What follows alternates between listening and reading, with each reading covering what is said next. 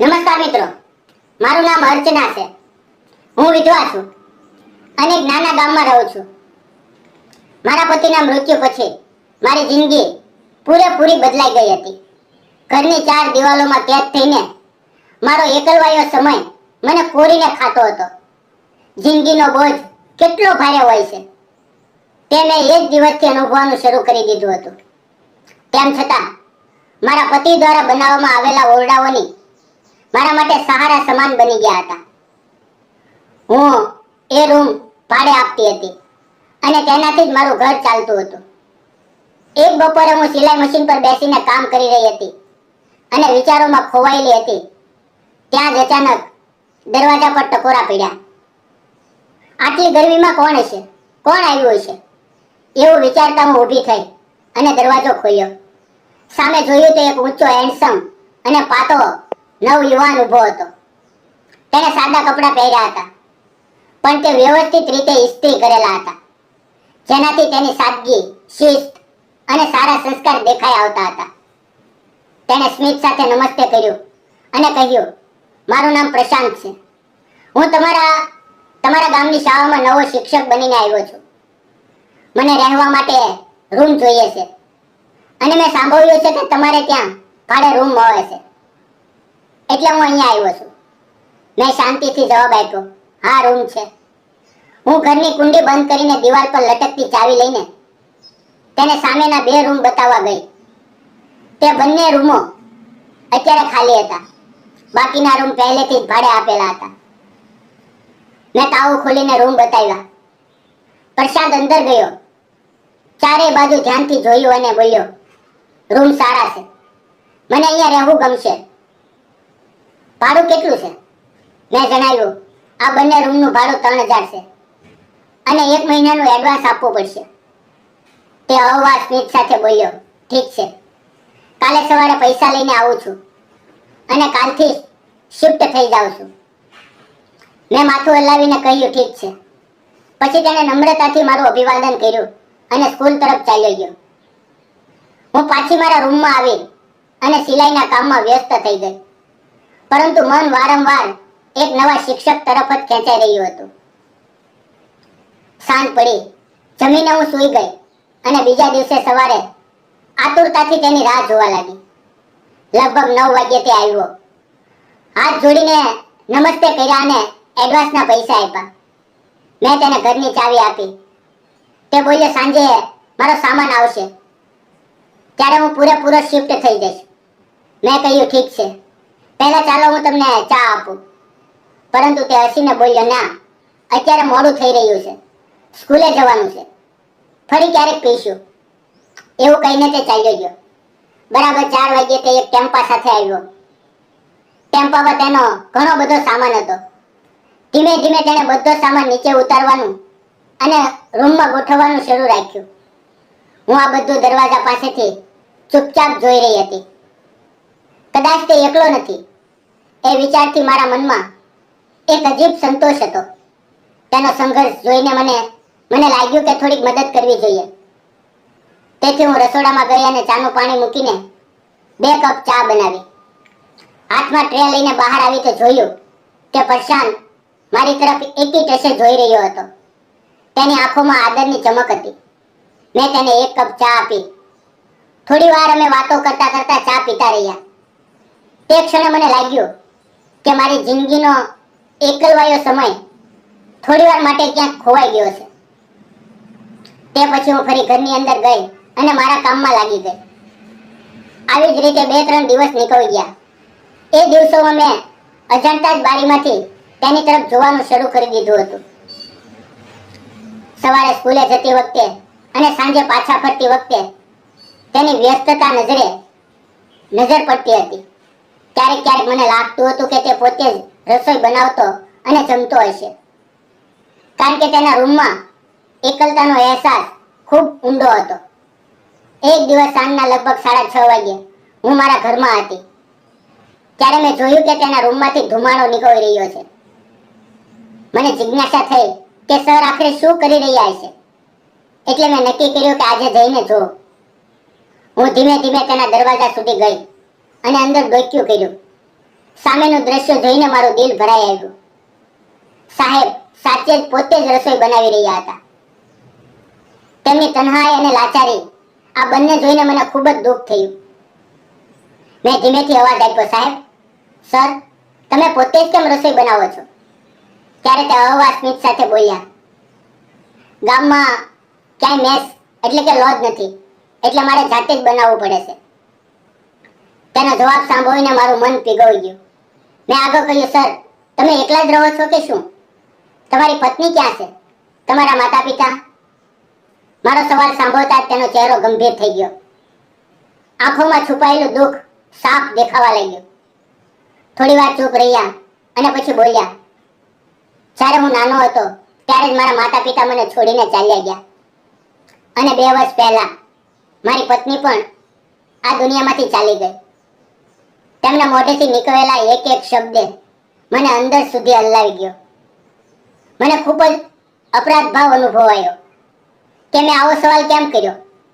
હું શાંત અવાજે બોલી, માફ કરજો સર, મને સાચે જ નહોતી ખબર કે તમારી પત્નીનું અવસાન થઈ ગયું છે. મારો ઈરાદો તમને દુઃખ પહોંચાડવાનો નહોતો. ત્યારે તેણે હળવા સ્મિત સાથે કહ્યું, અરે ના, તમે કંઈ ખોટું નથી કહ્યું. ઉલટાનું તમારી સાથે વાત કરીને મારું મન થોડું હળવું થઈ ગયું. મિત્રો, એ સમયે મને સમજાયું કે તેમના જીવનની એકલતા કેટલી ઊંડી છે. મેં મક્કમ અવાજે કહ્યું, સર, તમે બાજુ પર હટી જાઓ. આજથી રસોઈ હું બનાવીશ. તમે મારા હાથનું ટિફિન સ્કૂલે લઈ જજો અથવા તો મારા ઘરે આવીને જમી લેજો. પણ આવી રીતે જાતે ના કરો. આ તમારા હોદ્દાને શોભા નથી આપતું. મારી વાત સાંભળીને તે થોડા હસ્યા, બાજુ પર ખસ્યા અને મને રસોડામાં કામ કરવા દીધું. જ્યારે હું તેમના રસોડામાં કામ કરી રહી હતી ત્યારે તેણે અચાનક પૂછ્યું, તમે પણ એકલા લાગો છો? હું કેટલાક દિવસોથી જોઈ રહ્યો છું. તેમનો આ સવાલ સાંભળતા જ મારું મન પણ ભરાઈ આવ્યું. મેં ધીમે ધીમે કહેવાનું શરૂ કર્યું, હા સર, મારા જીવનમાં પણ એવું જ થયું છે. મારા પતિના ગયા પછી હું ખૂબ એકલી થઈ ગઈ છું. મારા લગ્ન 4 વર્ષ પહેલા થયા હતા. મારા પતિ ખૂબ જ સમજદાર, મહેનતુ અને સારા માણસ હતા. તેમણે પોતાની મહેનતથી આ રૂમ બનાવ્યા હતા. પરંતુ નસીબને કંઈ બીજું જ મંજૂર હતું. તેમને એક ગંભીર બીમારી થઈ ગઈ અને એ જ બીમારીમાં તેનું અવસાન થઈ ગયું. તેમના ગયા પછી મારી આખી જિંદગી વિખેરાઈ ગઈ. હું પિયર જતી રહી હતી, પણ ત્યાં પણ મારું મન નહોતું ચોંટતું. પતિની યાદો મને દરેક પળ સતાવતી હતી. એટલે હું પાછી અહીંયા આવી ગઈ. આ રૂમ ભાડે આપીને અને સિલાઈનું કામ કરીને હું ગમે તેમ કરીને મારું ગુજરાન ચલાવવા લાગી. પણ સાચું કહું તો હું બિલકુલ એકલી છું. મારી વાત સાંભળીને સર થોડીક ક્ષણો માટે ચૂપ રહ્યા અને પછી બોલ્યા, તમે હજી ખૂબ યુવાન છો. તમારી આખી જિંદગી આગળ પડી છે. તો પછી તમે બીજા લગ્ન કેમ નથી કરતા? તેમના આ સવાલે મને અંદરથી હલાવી દીધી. મેં ધીમા અવાજે કહ્યું, સર, આજના જમાનામાં કોઈ વિધવા સાથે કોણ લગ્ન કરશે? લોકો માત્ર પોતાનો ફાયદો જુએ છે. કોઈને પાસે સાચું હૃદય જ નથી બચ્યું. આપણી આવી થોડી ઘણી વાતો ચાલતી રહી.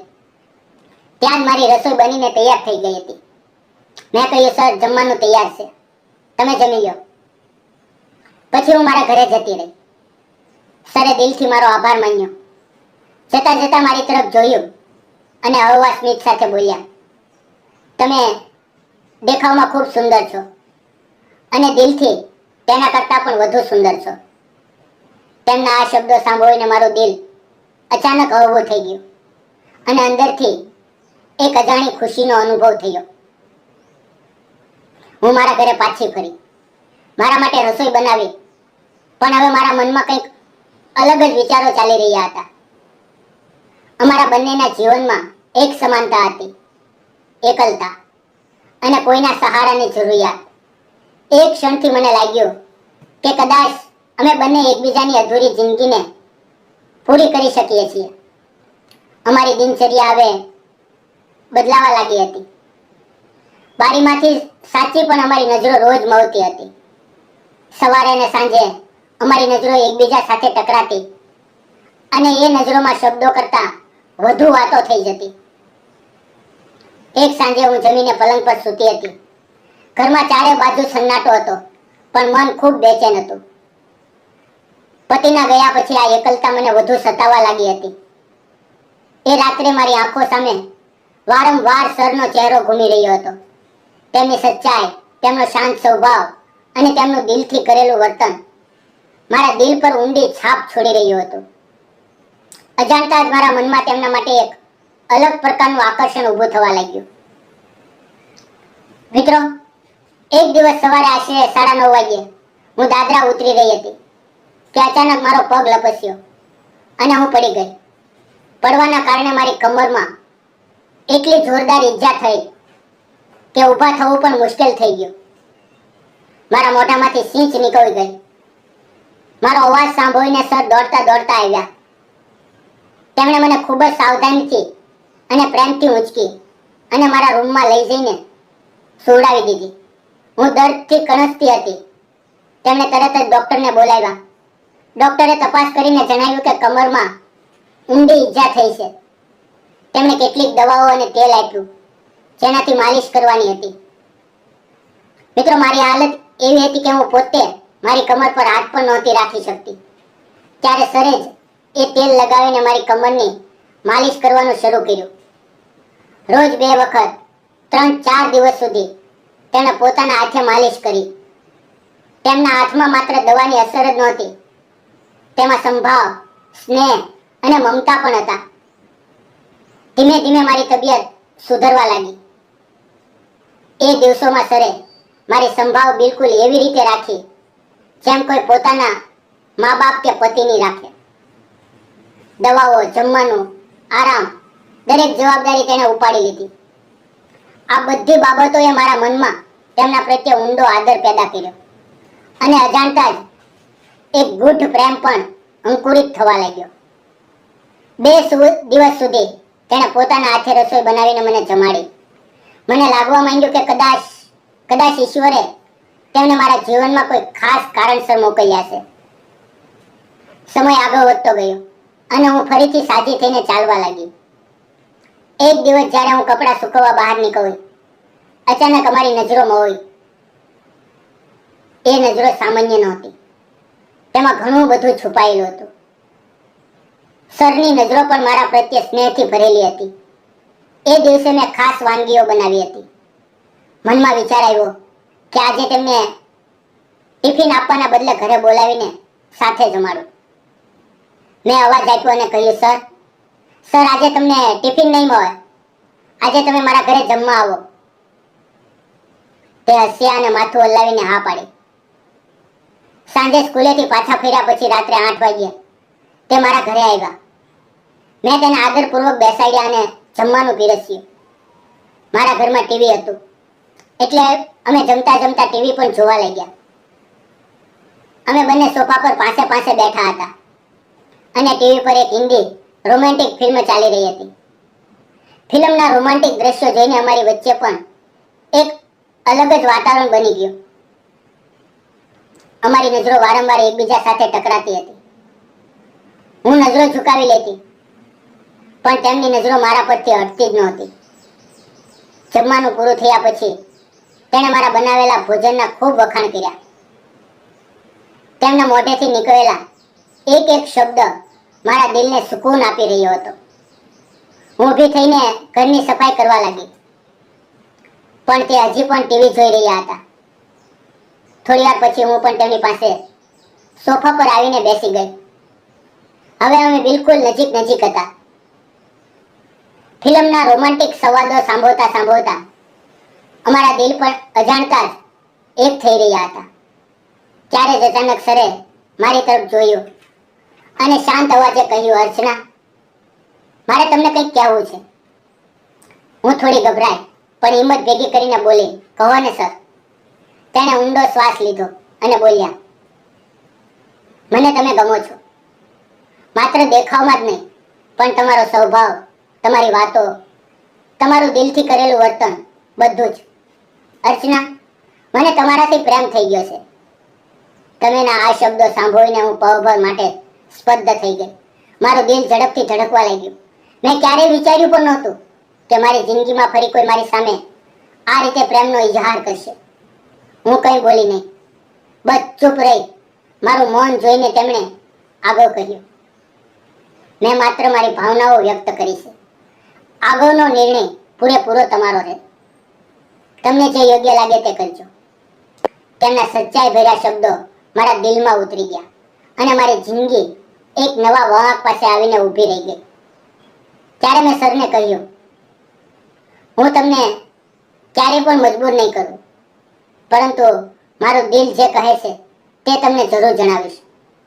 આટલું કહેતાની સાથે જ હું ધીમે ધીમે સરની નજીક સરકી ગઈ અને તેમની આંખોમાં ઊંડાણપૂર્વક જોવા લાગી. એક ક્ષણે અમારી નજરોથી અણકહી ભાવનાઓ એકબીજા સુધી પહોંચી ગઈ. અમે બંને હળવું હસ્યા અને એ સ્મિતમાં એક નવા સંબંધનો જન્મ થઈ રહ્યો હતો. જાણે બે ઘાયલ આત્માઓ એક સાથે આવીને ફરીથી જીવી ઉઠી હોય. એ દિવસ પછી અમે ઘણી વાર મળતા રહ્યા, સાથે સમય વિતાવતા રહ્યા. અમારો પ્રેમ માત્ર આકર્ષણ નહોતો, તેમાં ઊંડાણ, સમજદારી, વિશ્વાસ અને એકબીજા પ્રત્યેની સાચી આત્મીયતા હતી. મિત્રો, લગભગ 6 મહિના અમારી આવી મુલાકાતોમાં વીત્યા. આ દરમિયાન અમે એકબીજાને પૂરી રીતે જાણી લીધા. પોતાના દુઃખ, દર્દ અને સુખદ યાદો વહેંચી અને જિંદગીના સપનાઓ પર પણ વાતો કરી. આખરે અમે નક્કી કર્યું કે હવે આ સંબંધને સાચી ઓળખ આપવી જોઈએ. અને લગભગ 7-8 મહિના પછી અમારા લગ્ન ધામધૂમથી થઈ ગયા. લગ્ન પછી અમારી જિંદગી સાચે જ પૂરી થઈ ગઈ. આજે હું અને સર ખૂબ જ ખુશાલ જીવન જીવી રહ્યા છીએ. ક્યારેક જે એકલતા અમારા જીવનને ગળી ગઈ હતી તેની જગ્યાએ હવે પ્રેમ, આપ્તજન અને સાથે લઈ લીધી છે. મિત્રો, તમે જ જણાવો કે તમને શું લાગે છે કે મેં અને સરે લગ્ન કરવાનો જે નિર્ણય લીધો તે સાચો હતો કે ખોટો? તમારો મત જરૂર શેર કરજો. આ વાર્તા આપણને શીખવે છે કે માણસ ગમે તેટલો તૂટી જાય, પણ જો તેને સાચો પ્રેમ, સાથ અને પોતાપણું મળી જાય તો જીવન ફરીથી ખીલી ઉઠે છે. અર્ચના અને પ્રશાંત બંનેએ પોતપોતાના દુઃખોમાંથી બહાર આવીને એકબીજાનો હાથ પકડ્યો અને નવા જીવનની શરૂઆત કરી. આ વાર્તામાંથી આપણે એ શીખીએ છીએ કે જિંદગી ક્યારેય અટકતી નથી. આપણે ભૂતકાળની પીડાને છોડીને વર્તમાનની ખુશીઓને અપનાવવી જોઈએ. સાચો પ્રેમ માત્ર આકર્ષણ નથી હોતો, પરંતુ તેમાં વિશ્વાસ, સમજદારી અને એકબીજાની સંભાળ છુપાયેલી હોય છે. તેથી હંમેશા યાદ રાખો કે જિંદગી તમને બીજી તક જરૂર આપે છે. બસ આપણે તેને ઓળખીને સ્વીકારીએ છીએ. જો તમને અમારી આ પ્રેમ કહાની પસંદ આવી હોય તો કૃપા કરીને તેને લાઈક કરો, શેર કરો અને ચેનલને સબસ્ક્રાઇબ કરવાનું ભૂલતા નહીં. ફરી મળશું મિત્રો એક નવી વાર્તા સાથે આવતીકાલે. ત્યાં સુધી રજા આપો. ધન્યવાદ મિત્રો.